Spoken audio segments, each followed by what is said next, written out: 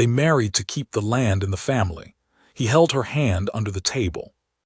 The preacher was still talking when I felt her fingers find mine under the edge of the tablecloth.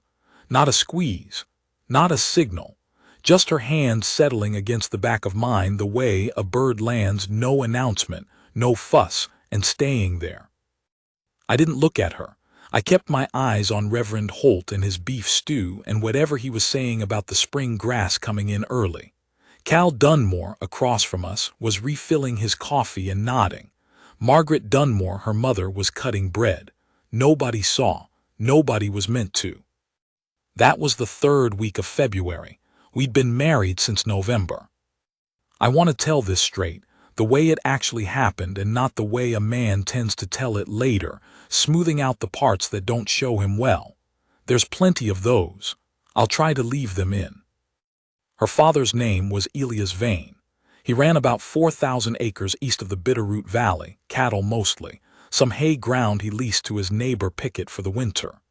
Elias was a solid man, not warm but fair, and he had 2 things on his mind every waking hour: keeping his land intact and getting his daughter settled before his lungs gave out. The doctor in Missoula said he had a year, maybe less. Elias didn't argue with the diagnosis. He just got practical about it. I'd done business with Elias twice before, surveying work, a boundary dispute with the county, nothing that put us in the same room more than a few afternoons. He knew my name.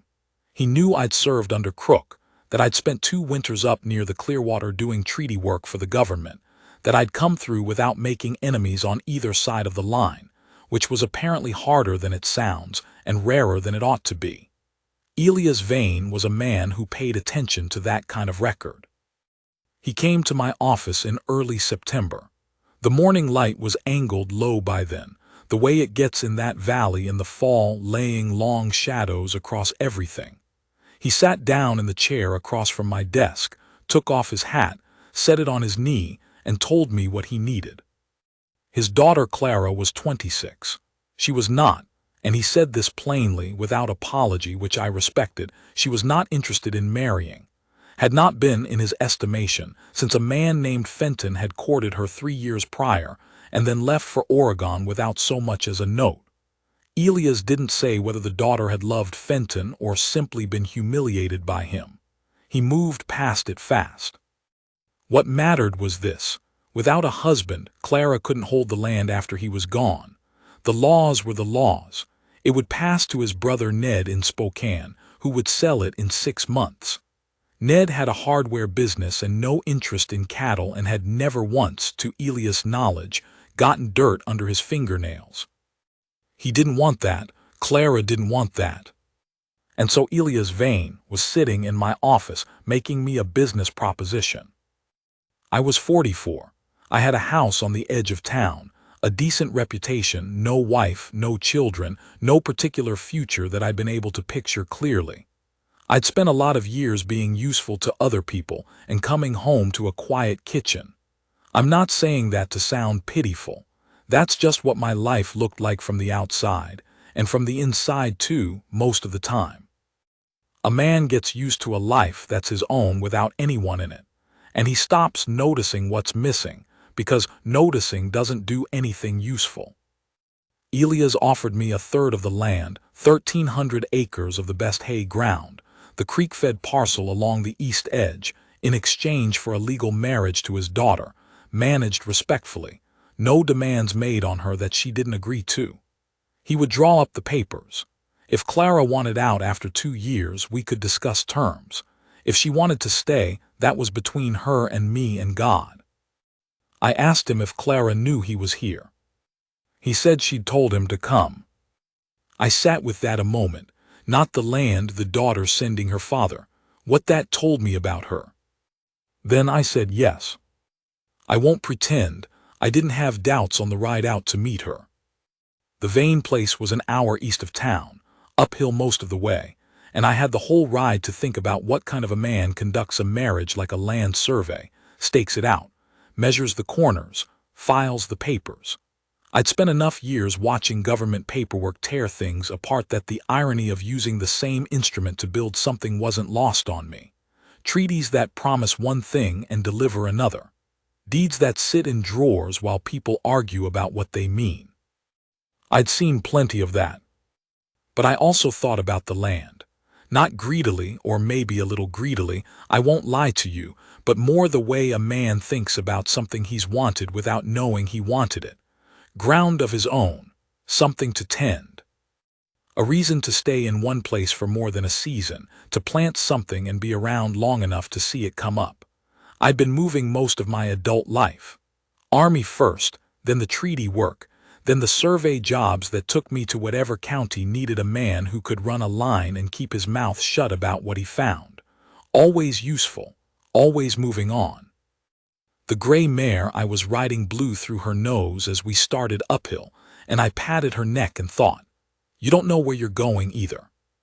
Clara Vane met me at the porch. Medium height, dark hair pinned back and not neatly, the kind of hair that has opinions. She wore a work dress that told me she'd been in the garden that morning. There was still some mud on her right boot at the toe. She had her father's directness and something else he didn't have, a kind of watchfulness, like she was noting things down for later. She shook my hand before I could offer it, and the grip was firm, a working woman's grip, and she met my eyes and didn't look away. "Mr. Aldrin," she said, "come in and have coffee, my father's resting." We sat at the kitchen table and she poured, and I didn't say anything foolish, which I consider an accomplishment. The coffee was good and the kitchen was clean, and there were books stacked on the windowsill beside a jar of dried grass that someone had thought to bring inside. I noticed those things the way I always notice things in people's houses. You learn a lot about a person from what they keep near them. She asked me about the treaty work. Not politely, the way people ask when they want to seem interested, she asked specifically. How did the councils work? What did the interpreters do when there wasn't a word for something in one language or the other? Had I ever been in a negotiation that everyone went into wanting to fail? I told her about the council meetings, the long silences that weren't awkward but were instead a kind of respect, the other party taking your words seriously enough to not answer fast. I told her about the time near the Clearwater when we sat across a fire for 4 hours before anyone said a word, and by the end of it, we had something like an agreement, not because anyone had argued well, but because everyone had been willing to sit there long enough to find out what the other man actually needed. She listened the way people don't usually listen, which is to say completely, not waiting for her turn to speak. After a while she said, "I need you to understand something about this arrangement." I said I was listening. "I'm not a difficult woman," she said. "I'm not bitter and I'm not trying to make your life hard, but I am not going to pretend to feel things I don't feel. I'll be a fair partner.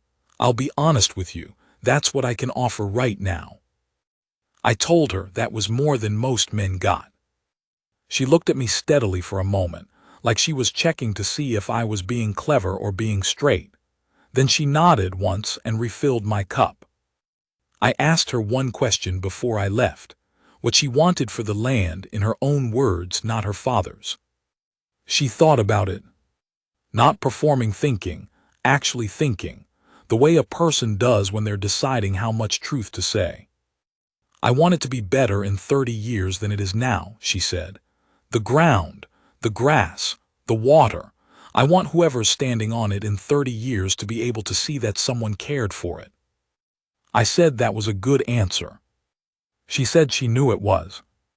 We were married 6 weeks later in the Vane parlor with the Reverend and her parents and 2 neighbors as witnesses.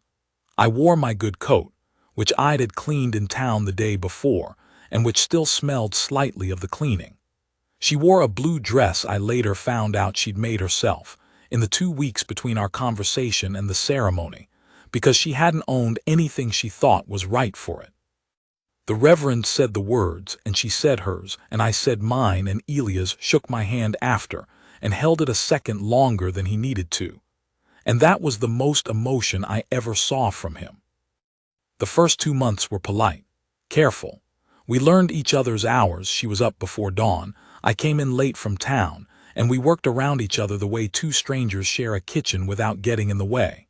She cooked, and cooked well, and I fixed fence and hauled wood and made sure the horses were seen to and didn't leave my boots where she'd trip on them in the dark.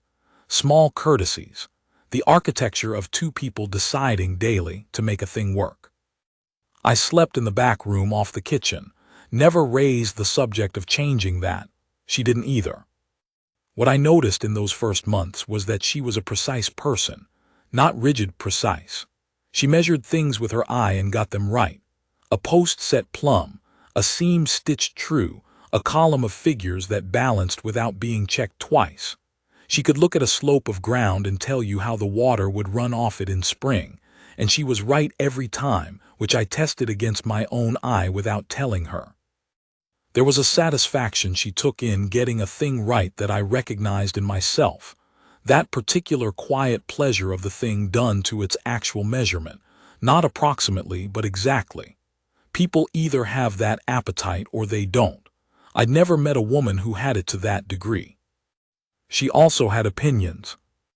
Not loud ones, she didn't argue, but clear ones, and she didn't pretend to a different opinion to be agreeable, which I came to appreciate more than I can say. I'd spent years around people who told you what they thought you wanted to hear.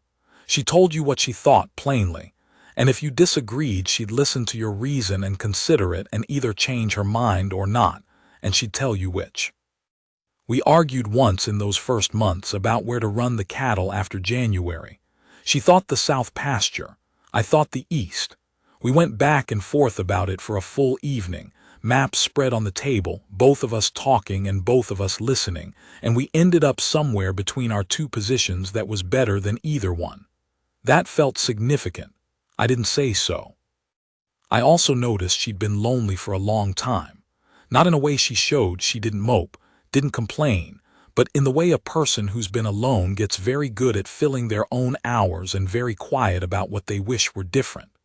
She'd made a life that worked without anyone in it, the way I had, and she'd gotten good at keeping it running smoothly and not letting herself want things that weren't available to her. I understood that. I'd made a similar accommodation with my own life, just stretched over more years and more miles. We didn't talk about Fenton. She didn't bring it up and I wasn't going to. What I knew, without being told, was that he'd made her feel like a fool for having hoped, and she'd spent 3 years making sure she didn't feel that way again.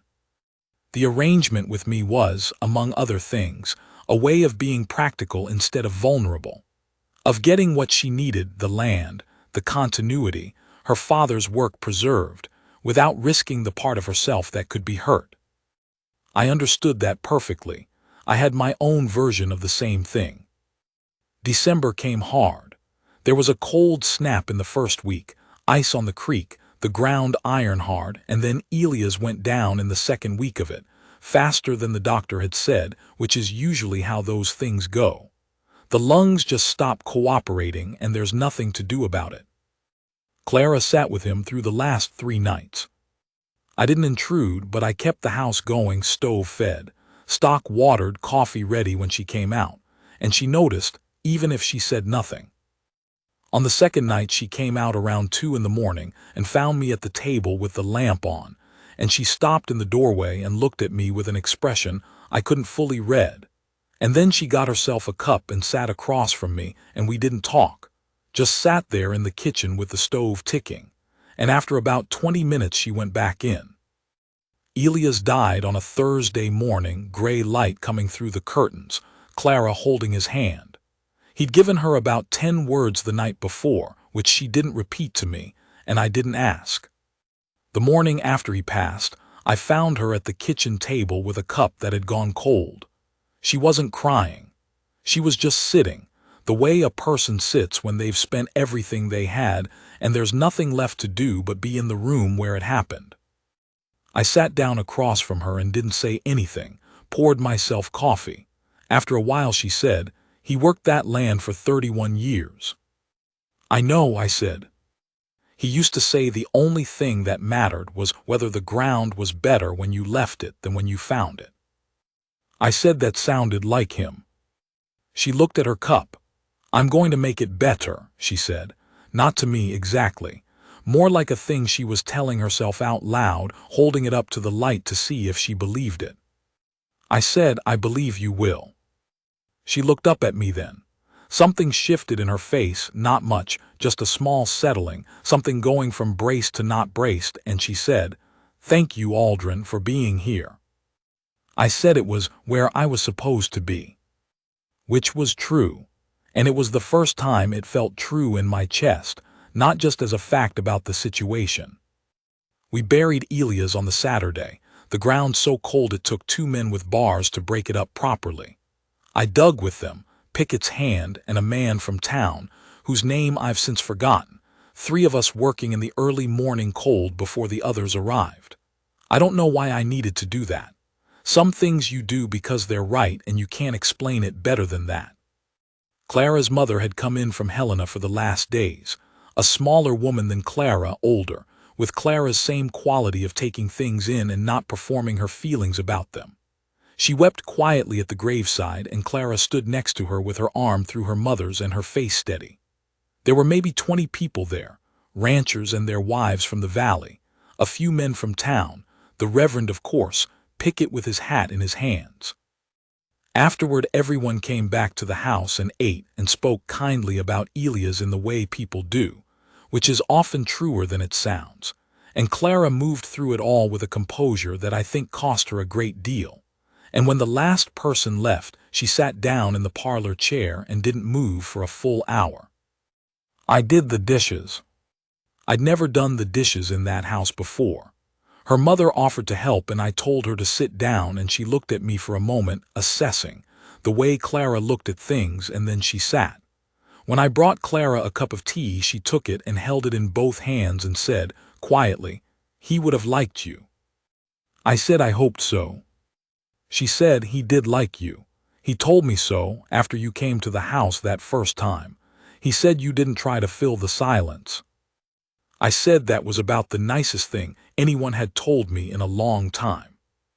The edge of a smile crossed her face, the first one I'd seen in 4 days. She looked down at her tea. I said good night and went to bed and lay there in the dark of the back room, listening to the cold outside the window, the tick of the house settling in the temperature, and thought about what it meant that she'd told me that, and what it meant that I'd wanted to hear it as much as I had. The Modoc trouble started in January. I need to explain something about the land east of ours, or rather about what happened to it after the Coeur d'Alene agreement got redrawn in '81. There was a band, 30, maybe 35 people, mostly old men and women with children, what was left of a larger group that had scattered after the last hostilities, who'd been ranging through the creek bottoms between our property and the government timber reserve. Not raiding, not causing harm, not coming onto the fields or going near the cattle, just moving through the country they'd always moved through, because nobody had explicitly told them not to, and they had nowhere else to go that wouldn't put them in someone else's way. The county sheriff, a man named Burgess, had decided this needed to stop. He had a letter from someone in the territorial office, which he waved around often but never read aloud, and he had 3 deputies and a disposition toward solving problems with motion.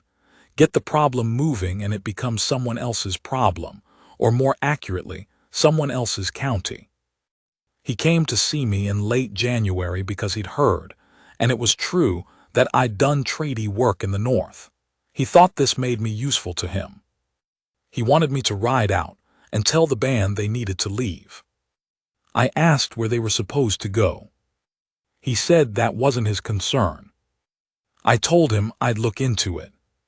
He told me not to take too long. He had a manner that was polite on the surface and impatient underneath, and I'd known men like him all my working life. Men who want a problem solved, but only in the way they'd already decided it should be solved, and who call on you for your experience while having no real interest in what your experience has actually taught you. That night I sat at the table with Clara and told her what Burgess had said. I laid it out plain. The band, their location, the letter Burgess had, the timeline he was suggesting. I also told her the band was on the eastern edge of the hay ground, technically, by 40 or 50 yards, which meant it touched land I had an interest in. I wanted her to know that before I said what I thought we ought to do. She listened all the way through without interrupting.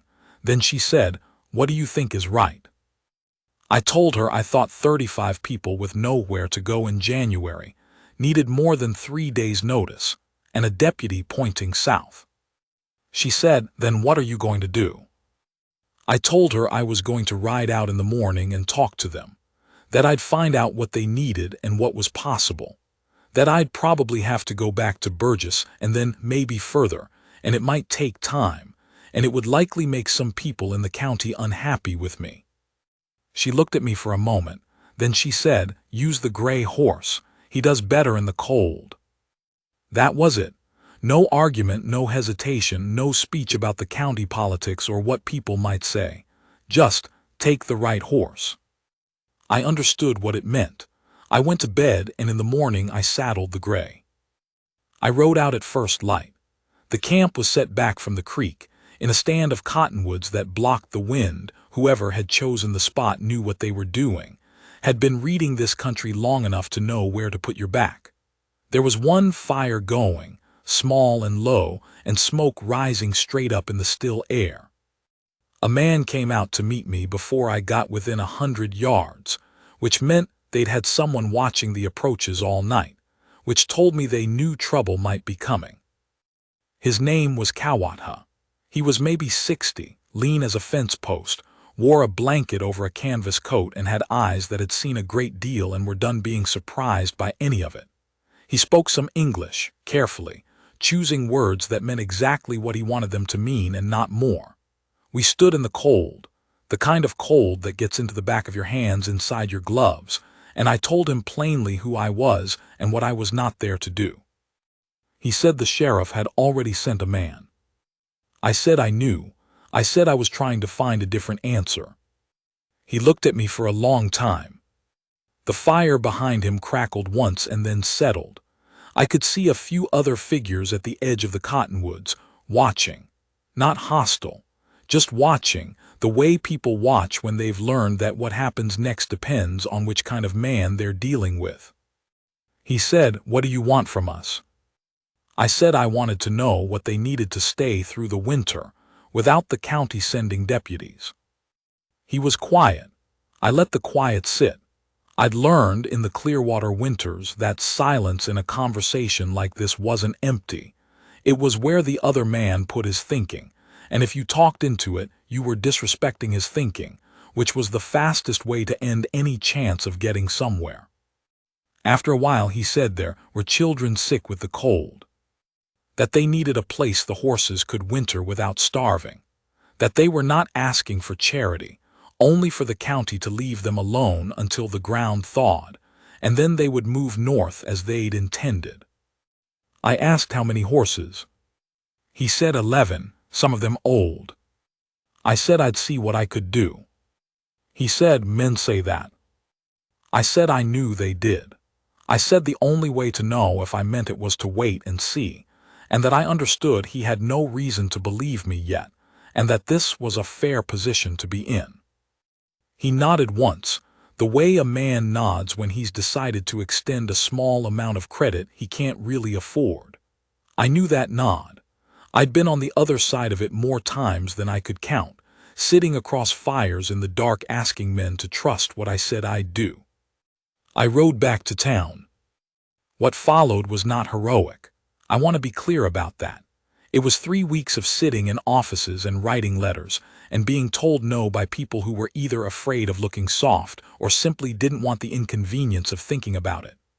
Burgess told me the territorial letter was clear and the clock was running. The man in the Missoula land office told me the letter was under review, which meant nothing, which I told him, which he took badly. A land agent I knew, a decent enough man named Corbett, said there was legal precedent for temporary encampment on unallocated reserve land, but it would require a petition and a county commissioner's signature, and the commissioner was in Spokane until March. I went to Spokane. Took 2 days by rail. Cold ride. The car had a stove at one end that didn't quite reach the seats in the middle where I sat, and I spent most of it with my coat buttoned and my hands in my pockets going through what I was going to say. I had Corbett's papers with me, the legal precedent, a letter I'd written laying out the case as plainly as I could manage. I had 22 years of experience with exactly this kind of negotiation, and I was aware that none of it guaranteed anything, that the commissioner might look at me for 5 minutes and decide it wasn't worth his time. I sat in the hotel lobby for 4 hours the next morning, until the commissioner's aide agreed to see me. The lobby had a fireplace that put out good heat and a clerk behind a desk who looked at me twice, once when I came in, once when I hadn't moved in 2 hours and then left me alone. I read Corbett's papers again, found 2 places where the language was vague and made notes on how to explain them plainly. Went through the numbers again. 35 people, 11 horses, 4 of them getting old, maybe a dozen children under 12, 2 months of cold left, possibly 3 at this elevation. The aide was a young man named Farrell, sharp, ambitious, not unkind but clearly marking time in this position for something better and slightly impatient with anything that slowed him down. He looked at my papers with the expression of a man who is pretending to read, while actually deciding whether the person across from him is worth taking seriously. I let him read. I didn't fill the silence. I'd learned in the Clearwater winters, in a dozen council circles, that if you talk into the other man's thinking you're telling him his thinking doesn't matter to you, which is a fast way to end a negotiation. You sit and you let the air be quiet and you let him get to wherever he's going to get to. He looked up, he said, "How many people again?" I said 35, 11 horses, some of them old, children sick with the cold. He said, "And they'll move north when the ground thaws. That's the commitment." I said they'd told me so directly. I said I'd done treaty work for 12 years, and I had a reasonable sense of when a man's word meant what he said, and this one did. He tapped Corbett's papers. He said, "This precedent, Clearwater, 79, the commissioner's going to ask if it was ever challenged." I said it hadn't been. I said I'd been there. He looked at me again, differently. He said, "You were at the Clearwater negotiation." I said I ran it. He was quiet for a moment. Then he wrote something on a card and said he'd do what he could and that the commissioner would have it by tomorrow. I said I needed it before the end of the week. He looked at me, then he said, "I'll have it by tomorrow." He was as good as his word. It came through on a Thursday, a temporary encampment authorization, 60 days, renewable pending review. Not a solution. Not what I'd wanted, which was something permanent and real. But a pause, and a pause was enough to get 35 people through to spring and get me to the next conversation. I rode out to Cowboy's camp with the paper. He read it, or someone in the camp read it to him, a younger man who bent over it carefully and translated in a low voice, and then Cowboy looked up at me. He had a fire going between us and the smoke went sideways in the afternoon wind. He said, "You went to Spokane." I said I did. He was quiet a moment. Then he said, not exactly as a thanks but as something close to it, something harder and more real than thanks. "My grandchildren will remember the winter was cold and they did not starve." I rode back with that in my coat pocket beside the signed paper and the cold in my face, and something settled in my chest that had been unsettled for 20 years, since the first time I watched a government promise dissolve before the ink was dry on it. Not fixed, not finished, but something was different. Something was in the right place. Clara had kept a lamp on. It was past 9 when I got back, and the house was dark except for the lamp in the kitchen window. I saw it from the ridge, that small square of yellow light against the dark, and I don't know what to call what I felt except that it was warm and it was hers. Not just a lamp someone forgot to blow out. Her hand had lit it and her decision had left it burning, and I'd been gone 3 days and she'd kept it on. She had coffee on and biscuits from that morning wrapped in a cloth on the table. She didn't ask right away. She put the plate in front of me and poured and sat across and waited until I'd eaten something, because she understood that a man who's been traveling and cold needs to eat before he can talk properly. Then she said, "Did it work?" I told her about the authorization, the 60 days, the limitations on what it did and didn't guarantee. The longer conversation I still needed to have, probably in the spring, to get something more permanent. She nodded. She was looking at me in a way she hadn't looked at me before, not like she was watching a stranger or being careful or measuring from a distance, just looking, like the distance had changed. "You didn't have to do that," she said. I said some things, "Don't wait for deciding whether you have to." "No," she said, "but not everyone sees it that way." She paused, and the pause had something in it. Fenton would have moved them himself, would have thought it was the sensible thing. She said it simply, not to wound him or to praise me, more like she was reading something she'd written a long time ago and seeing now whether it was true. Noting it down, the way she noted things. I didn't say anything. I drank my coffee. Outside, the wind was coming down off the ridge, and the lamp on the table threw a small circle of light on the wood between us. After a while she said, "I've been thinking about the east pasture." I said, "What about it?" She said she wanted to put in a water line from the upper creek, which would let them run cattle further east next spring without hauling water by hand. She'd been working out the grades. She'd need me to help with the pipe sections, which were heavy, and with reading the slope on the north side of the draw where the ground was tricky. I said that was a good plan.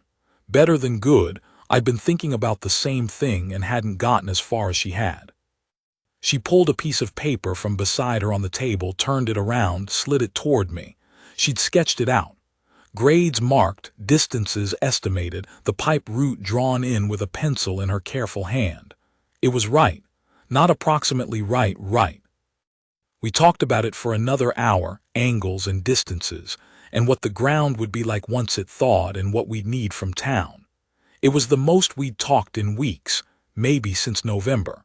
And somewhere in the middle of it I realized I was talking to her the way I'd talk to a partner who knew as much as I did and possibly more. Not explaining things to her. Not simplifying. Just talking. The way two people talk when they're thinking about the same problem from the same direction, and they're both glad for the company. She caught me looking at her at one point. I don't know what my face showed, and she said, "What?" I said, "Nothing."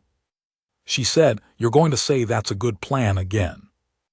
I said I was, actually. She almost smiled. "It is a good plan," she said, and looked back at her paper. That was February. The dinner at the Dunmores was the Reverend's doing. He held one every winter, convinced that his flock needed bringing together when the cold had kept everyone in their own corners too long. Cal Dunmore ran cattle on the north end of the valley, a successful man, a man who held opinions the way you hold a fence rail, tight and with both hands, not planning to let go. He had about the same view of the Modoc situation as Burgess, which Clara and I both knew before we sat down. It was going to be an evening that required some care. The Dunmore house was warm, well kept, Margaret Dunmore's influence apparent in every detail. She was a good woman, Margaret, practical and kind, the kind of woman who could disagree with you and still make you feel welcome at her table. There were 6 of us, Cal and Margaret the Reverend, a young couple named Pratt from the eastern end of the valley, and us. The food was good, and the conversation ran along the usual valley channels: spring grass, cattle prices, what the railroad was or wasn't going to do about the spur line. Reverend Holt asked me, over the soup, what had come of the Indian business, as he called it. I gave him the plain answer: 60-day authorization, children through the winter, longer-term questions still open. Cal Dunmore made a sound in his throat, the particular sound a man makes when he has a strong opinion and is trying to decide whether the table is the place for it. His wife put her hand on the bread plate and didn't say anything, but something in her posture said, "Not here, Cal, not tonight." He let it go. I was grateful to Margaret Dunmore for that. The young man Pratt asked about the survey work I did, and I answered him, and the conversation moved the way conversations move at a dinner table, one thing leading to another, the evening settling into something comfortable enough. Clara talked with Margaret about the kitchen garden, and about the water line plan, and I could hear her across the table being precise and clear and good-humored. And I was aware of her the way you're aware of something that you've been moving toward without realizing it. Reverend Holt got onto the spring grass and the prospects for the valley over the next few years, and Cal was nodding and refilling his coffee, and somewhere in the middle of all of it I felt her hand. Under the table, no announcement, just her fingers settling against the back of mine and staying there. I didn't look at her. I kept my face exactly where it was, but I felt it everywhere, that small, deliberate, chosen thing, because it was chosen. We were in company, at someone else's table, in the middle of a conversation about nothing in particular, and she had reached under the tablecloth and put her hand against mine for no reason I could think of except that she decided to. Not the arrangement, not the land, not the practical thing, just this man in this moment, and she wanted to touch his hand.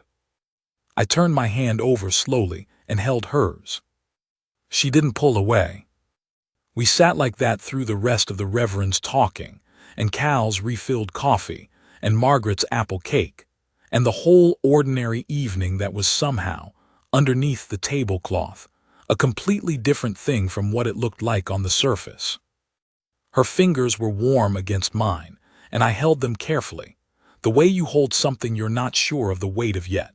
And the Reverend talked about spring grass, and the lanterns threw their light on everyone's faces and nobody knew.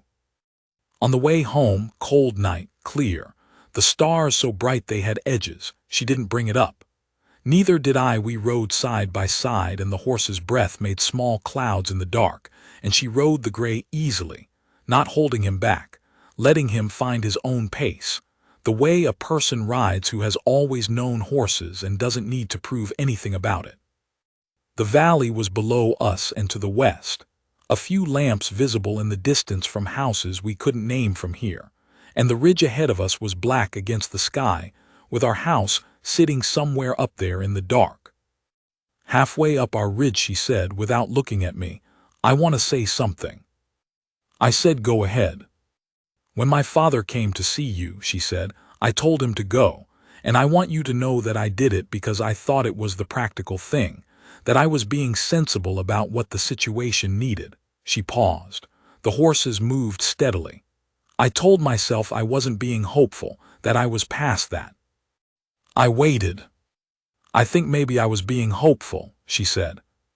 "I think maybe I looked at what my father told me about you, the treaty work, the way you handled the boundary dispute, the kind of man people said you were, and I thought, that's the kind of man who might actually be worth it. And then I told myself I was being practical." She almost laughed. "I'm good at telling myself I'm being practical." The horses moved. The cold pressed in on both sides. Up ahead the ridge was dark and the house was somewhere past it. I said, "I told myself the same thing. Going out to meet you, I said it was the land, it was the sensible answer, it was just the practical thing to do." I thought about it for a moment. I'd been looking at my kitchen for 4 years and trying not to think about what was missing. She was quiet for a moment. "Well," she said. We were both apparently lying to ourselves. I said it seemed that way. She said, "I find that reassuring for some reason." I said I did too. We rode the rest of the way without talking, which was fine. Better than fine. It was the kind of quiet that is full rather than empty, the kind that has 2 people in it who don't need to fill it up. That night she stood in the kitchen doorway. I was banking the stove for the night, putting the big piece of wood on the back that would hold through to morning, and she said my first name, which she used so rarely it stopped me. "James." I straightened up and looked at her. She was standing in the doorway with the lamplight behind her, still in her coat from the ride, her hair a little loosened from the wind. She was looking at me the way she'd looked at me the week I came back from Spokane, and in the kitchen the night her father died, and at the table when we talked about the water line. Direct. Decided. No performance to it, nothing put on for my benefit or anyone else's. She said, I don't think the arrangement has to be what it was at the start. I set the poker against the wall. I was aware of the kitchen around me in a particular way, the stove ticking, the lamplight, the cold at the window glass. I said, no, I don't think it does either. She crossed the kitchen and stood in front of me. She came to about my chin. She put her hand flat on my chest, over my shirt, and I felt the warmth of it through the cloth and the cold of her fingers from the ride and the slight weight of her hand pressing there. Just pressing, not demanding anything. She said, you are a good man, James Aldrin. I didn't know that when I told my father to come to you. I thought you'd be a decent man, a fair man, a man who could be trusted, but that's not the same thing. She looked up at me. I know what you are now. I've watched you for 4 months. I know what you do when nobody's watching, and I know what you do when they are, and it's the same thing, and that's not as common as it ought to be. I put my hand over hers. Her fingers were cold. I held them there against my chest, and I said, you are the best thing that has come into my life. And I have not said something like that to anyone in 20 years, so I need you to understand I mean it exactly. She didn't say anything for a moment. She just looked up at me, that watchful, noting look she'd had since the first day, except now I was what she was deciding about, and the decision had already been made, and what was in her eyes was something past deciding. Something certain. She stepped into me, and I put my arm around her, and she put her head against my chest and let out a long breath that I felt in my whole body, like something had been held too long and was now allowed to ease. Maybe that was her. Maybe it was me. Maybe it was both of us. Finally, letting go of the careful thing we'd been managing for 4 months and just being in the same place. The stove ticked. The cold pressed at the windows. Somewhere outside on the ridge there was nothing but the dark and the stars and the land that was ours to tend. She said after a while into my shirt, I'm going to be difficult sometimes. I said I expected so. She said, I have strong opinions about fence lines. I said I'd noticed. She laughed, a short real laugh against my chest, and I tightened my arm a little and she stayed. Spring came the way it always does up there. Fast once it started, the creek running loud and brown with snowmelt, and the mud deep for 2 weeks, and then suddenly the grass, that particular green that only exists in May in Montana, so bright and particular it almost hurts to look at. The hills go from gray-brown to that green in about a week, and every year it surprises you even though you've seen it before. We put the water line in April. The 2 of us and a man from town named Kettrick who was good with a pipe wrench and didn't talk too much. 3 days of muddy work. Hard going where the slope changed on the north side of the draw, but the grade came out right and the water ran. And at the end of the 3rd day, all 3 of us stood and watched it run, and nobody said anything for a minute because there wasn't anything to say. Clara stood beside me with mud to her knees and her hair coming out of her braid, and I thought, I will remember this. Not the water, specifically, the fact of her standing there pleased about the thing she'd planned running the way she'd planned it. Kawata's band moved north when the ground thawed, as they'd said they would. They didn't need asking twice, and they didn't make ceremony of leaving. On the last morning I rode out to the cottonwoods, mostly to be sure everyone had what they needed for the trail, and partly, I'll admit, because I wanted to see them go safely, and Kawata was the last one still at the remains of the fire. He looked at my horse, then at me. He said without preamble, your wife, she sent blankets in January. I hadn't known that. Clara had said nothing about it to me. She'd found out somehow that there were children sick, and she'd sent blankets by way of a man who came out from town, and she hadn't mentioned it. Kawata looked at me steadily. 3 blankets and some medicine her mother knew. She told the man to say they came from the valley, not from a name. He waited to see if I'd known. I said I hadn't. He said, "You picked well." I said I knew it now. He rode north into the timber, and I sat on the horse at the edge of the cottonwoods and watched them go until the trees took them. Then I rode back east across the greening ground, our ground, the hay parcel and the creek-fed east pasture and the water line running clean in the April light, and up onto the ridge where the house sat solid against the sky, smoke from the chimney because she was already up and already in the kitchen, the way she always was. I sat on the horse at the crest of the ridge for a minute and just looked at it. The house, the smoke, the ground coming in green in every direction. A man spends a lot of years being useful and competent and fair, doing the job whatever the job is, coming home to a quiet house. He tells himself it's fine because mostly it is. He has his work and his skill and his reputation, and these things are not nothing. They are real things, things he's built, things that matter. But there's a particular kind of alone that settles in after a long time, not loud, not dramatic, just a quiet that's become so familiar you've stopped hearing it. Like a room you've lived in so long you don't see what's in it anymore. And then something changes. A hand under a table in a neighbor's dining room. A lamp left burning in a window 3 days running. A woman sending blankets without saying so, because she thought it was the right thing to do and she didn't need credit for it. And the quiet you made your peace with turns out to have been waiting, not loudly, not with any announcement. Just the way the grass comes in, one day it's there, and you realize it's been moving toward you the whole time. I rode down to the house. She came to the door when she heard the horse, the way she'd taken to doing, and she was still holding the coffee mug she'd been warming her hands on.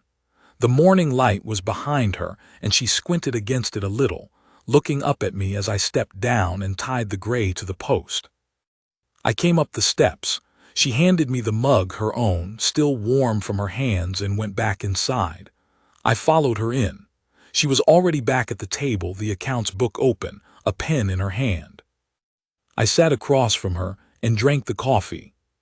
She looked up after a minute, caught me looking at her, and raised one eyebrow in that dry way she had. I said, "Cowboy says you sent blankets in January." She put the pen down. Something crossed her face, not quite embarrassment, more like being caught at something she hadn't planned to discuss. "Someone needed to," she said. I said, "You didn't say anything to me." She said, "There wasn't anything to say." I looked at her across the table. The morning was coming through the windows on both sides of her, and the accounts book was open, and she had a small ink mark on the side of her hand from the pen, and she was watching me with that particular expression, waiting to see what I was going to do with the information. I said, "That's the most you thing I've ever heard." She looked at me for a moment. Then she laughed, a real laugh, full, the one I'd only heard a handful of times, the one she didn't manage for company. She picked up her pen and looked back at the accounts book. "Go do something useful," she said. "The east fence has a post down." I said, "Yes, ma'am." She said, without looking up, but with the edge of the laugh still in her voice, "And come back for dinner." I went out and fixed the fence. The morning was cold and clear, and the ground was still soft from the rains, and I worked for 2 hours with my coat on and my breath fogging in the air, resetting the post and tamping it and restringing the wire, doing the job exactly. When I came back in at noon, she had food on the table, and she looked up when I came through the door, and something in her face settled, the way it settled now when I came back from somewhere, and I thought, this is what home is, not the house. Her face settling when I walked in. We ate and talked about the fence, and the cattle moving east in June, and whether the Pratt boy down the valley might want summer work. Ordinary things. The things that make up a life that's actually being lived. I thought about Cowboy saying you picked well, and the blankets she'd sent and never mentioned, and the hand under the table, and the lamp in the window, and the way she'd stood in the kitchen doorway and said my name. I thought about Elias Vane sitting across my desk in September, telling me his daughter had sent him. I thought about the ride out to meet her, and telling myself I was being practical. She was across the table from me doing the same accounting in her head she did every day. What needed doing, what it would cost, whether the numbers came out right, and she glanced up and caught me at it again and said, "What?" I said, "Nothing." She said, "You keep looking at me." I said I supposed I did. She held my eyes for a moment. Then she went back to her food, but she was smiling, the real one, the edge of it showing even with her looking down at the plate. The stove was going. The light was good.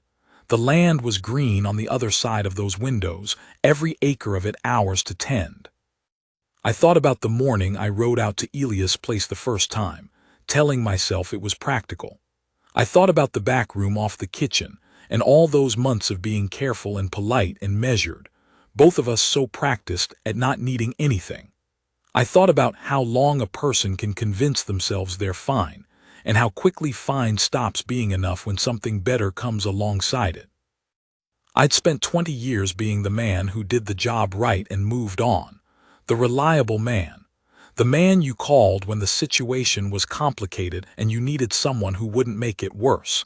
That was an honest thing to be. I don't regret it. But it's a particular kind of life. And what it doesn't give you is someone across the table from you in the morning who knows what you are and has decided that's what she wants. She looked up one more time, just checking the way she checked things, making sure I was still there. I was there. I was, for the first time in longer than I could account for, exactly where I was supposed to be. Not approximately, not managing, exactly.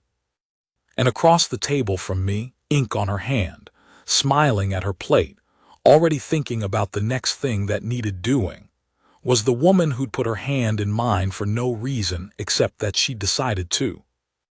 That was enough. That was, if I'm being straight about it, everything.